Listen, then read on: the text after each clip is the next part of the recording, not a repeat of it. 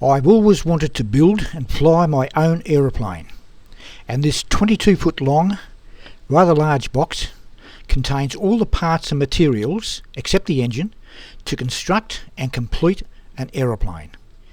My aeroplane, called Kitfox. Kitfox was shipped from Denny Aircraft Company in Nampa, Idaho, USA in July 1988. Kitfox is a rag and tube construction having a fabric covering over a pre-welded 17-foot long 4130 chrome moly tube fuselage. It's a tail dragger with a steerable tail wheel assembly and the large 20-inch main wheels with independent disc brakes makes for perfect beach and paddock landings. The wings have wooden ribs epoxied to 2 aluminium tubular spars, and these flaperons, a cross between a flap and an aileron, are very effective at stall and below stall speed. The building instructions of the award-winning design kit are easy to follow, and I feel the project is coming along very nicely. One of the extremely desirable features of the Kitfox is the ability to fold its wings back and tow it home on a trailer. The folding process takes just about 3 minutes. I was a little apprehensive about my ability to cover the plane, so I undertook to read thoroughly and understand the stitched polyfibre covering and coatings manual. All surfaces that contact the fabric are brushed with the proprietary poly brush. The wooden ribs are fed into the spar and we are ready to start covering. The bottom surface of the wing is slightly concave and is covered first with the woven polyester fabric, specially manufactured for aircraft covering. A high-strength fabric cement called polytack is used to attach the fabric to the wooden ribs, the spars and the airframe.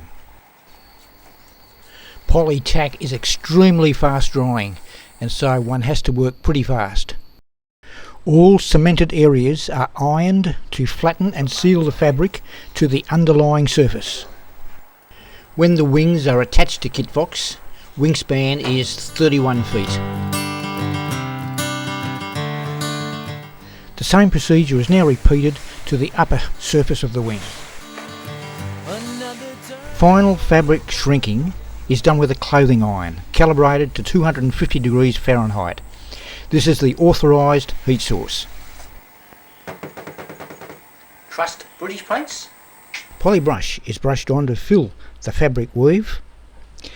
Finishing tape is applied along each rib and around the fuel tank sump drain valves, and also the jury strut attach brackets. A 22-litre fuel tank in each wing gives a duration of about 5 hours, or 325 nautical miles.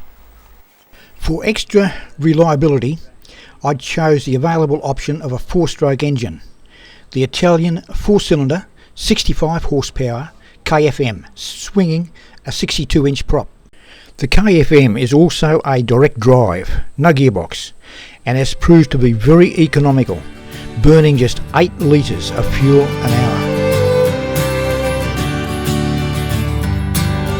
Before first flight, weight and balance needed to be checked, so Kitfox's first outing was a visit to a Lamy in Cairns Airport. All was within limits, so no adjustments were necessary. Weight and balance was signed off, along with centre of gravity determination,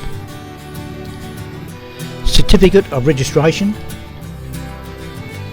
determination of empty weight, and compass calibration. Presented with the all-important permit to fly, as test pilot with all systems go, I lifted Kitfox off the ground for the first time at Innisfail, September 9, 1994.